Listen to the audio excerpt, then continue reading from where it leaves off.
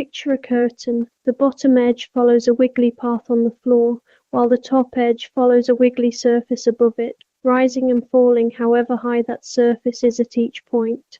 The line integral we're about to build is simply the area of that curtain.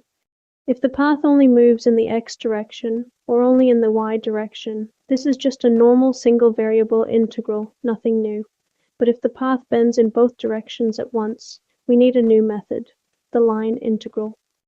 Before we touch any line integral, the curve must first be written using a single variable, t.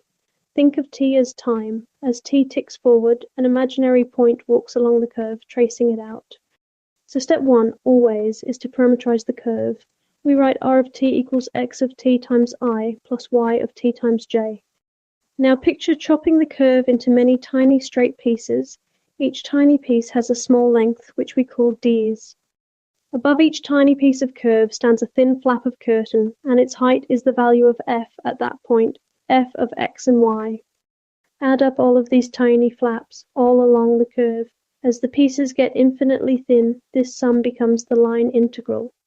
A Riemann sum, just like ordinary integration, except now the width being summed is a piece of curve, not a piece of the x-axis. Now we need to actually find ds. Picture a tiny right-angled triangle sitting right on the curve.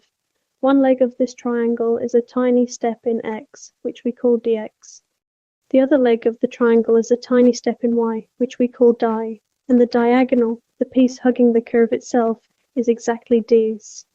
So ds equals the square root of dx squared plus di squared. This is nothing more than Pythagoras' theorem applied to a tiny triangle.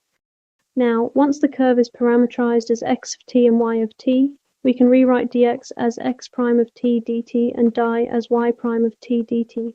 Substituting these into ds turns the whole line integral into an ordinary single variable integral in t. This gives us the master formula. The integral over c of f of x, y, ds equals the integral from t equals a to t equals b of f of x of t y of t times the square root of dx dt squared plus di dt squared dt. Every line integral you compute will follow exactly this pattern.